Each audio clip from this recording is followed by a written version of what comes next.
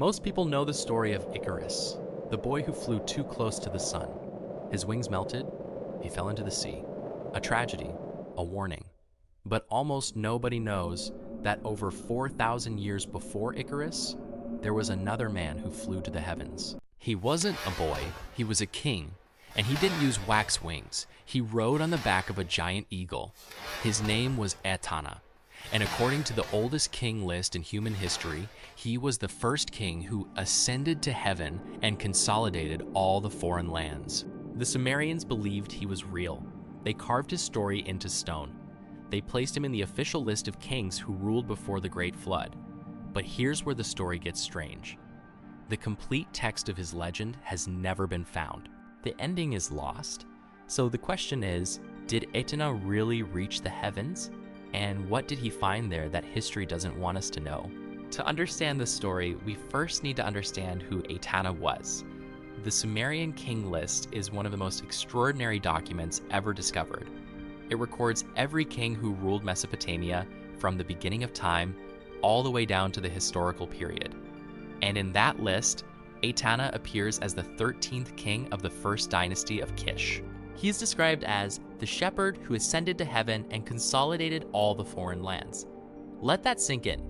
This is not poetry. This is official history, written by the Sumerians themselves. They believed that Etana, a real king, physically ascended to the heavens. Not in a dream, not in a vision, he went up. But why would a king need to go to heaven? The answer is both human and divine. Etana had a problem that no earthly power could solve. Etana was a powerful king. He ruled over Kish. He commanded armies. He built temples. He brought prosperity. But there was one thing he could not do. He could not produce an heir. In ancient Mesopotamia, a king without a son was a king whose dynasty would end. His name would be forgotten, his legacy would vanish. Etana prayed to the gods. He offered sacrifices. He sought guidance. And then something happened. The gods appeared to him in a dream. They told him about a sacred plant, a plant that could give him a son, a plant called the plant of birth. But there was a catch. This plant was not on earth. It was in heaven, in the realm of the gods. Etana had a choice: accept his fate and die without an heir, or find a way to reach the heavens. Now, here's where the story takes a dramatic turn. Etana was wandering in the wilderness, desperate for answers. He came across a deep well, and inside that well, he found something impossible. A giant eagle, trapped, unable to escape. The eagle had been thrown into the well by a serpent, a great serpent that the eagle had once angered.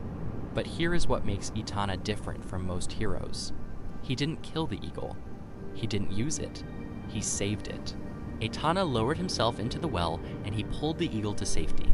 The eagle, grateful beyond words, looked at Etana and spoke. "You have saved my life. I will repay you. I will carry you wherever you want to go." And Etana replied, "Take me to the heavens. I need the plant of birth." The eagle agreed, and together they began the most extraordinary journey ever recorded in ancient history. The eagle lifted Etana onto its back, and they began to ascend. Higher and higher they went. First the eagle flew up 1 mile, then 2, then 3. Etana looked down. The earth shrank below him. The rivers became tiny threads. The mountains became small hills. The eagle spoke. "Look down, my friend. What do you see?" Etana replied, "I see the land. It is like a garden." They flew higher, 4 miles, 5 miles, 6 miles. The earth became a small circle. The oceans blurred together. The entire world was just a tiny ball beneath his feet. The eagle spoke again. "Look down, my friend. What do you see now?" Etana replied, "I see the earth. It is like a disc." They flew higher still, 7 miles, 8 miles, 9 miles. And now, Etana could see the heavens themselves, the realm of the gods, gates of fire and light, a city beyond human imagination. But here is where the surviving text breaks off. The tablet is damaged. We don't know what happened next. Did Etana reach the plant of birth? Did he succeed? Or did he fall like Icarus with thousands of years later? The answer is, we almost know. Here's the most frustrating part of this story. The Epic of Etana survives on several clay tablets, but the most important section, the climax, is missing. The tablet is broken, the text is lost. We know that the eagle and Etana reached the gate of Anu, the god of the sky. We know they passed through the gate of Enlil, the god of the wind. We know they arrived at the gate of Ea, the god of wisdom. But what happened after that? Did Etana find the plant of birth? Did he return to Earth? Did he have a son? Some fragments suggest yes. Other versions of the king list mention that Etana had a son named Bali. But the full story, the complete journey, is gone. And this raises a question that archaeologists rarely ask out loud. What else is missing? What other texts, what other stories, what other secrets are still buried beneath the sand, waiting to be found?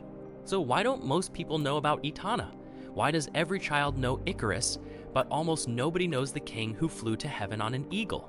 The answer is the same as Jamshid and the same as the Book of Thoth. When the Assyrian Empire conquered Mesopotamia, many Sumerian and Akkadian texts were destroyed. When Alexander the Great swept through Persia, more texts were burned. When Christianity became the dominant religion of the Roman Empire, pagan texts were declared heretical. And when Islamic caliphates conquered the region, many ancient texts were again lost or hidden. What survived of the Epic of Etana did so on a handful of broken clay tablets. Unearthed in the 19th century, copied by scholars, translated with difficulty. And even today, the complete text has never been found. So the question is not whether Etana existed. The Sumerians believed he did. They carved his story into stone. They placed him in the official history of their civilization. The question is, what else did they know that we have forgotten? Etana was the first man who tried to reach the heavens. He didn't use wings of wax. He didn't use machines. He used an eagle.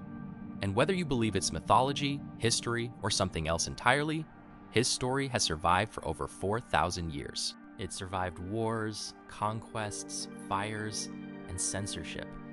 It survived because someone, somewhere, believed it mattered. So here's the question I leave you with. If the complete tablet was found tomorrow, what secrets would it reveal? And why is the most important part of the story always the part they burn? If this story moved you like the others, share it with someone who needs to hear it. And tell me in the comments, do you think Etana really reached the heavens? Or is this just a story to inspire kings? I'll see you in the next one.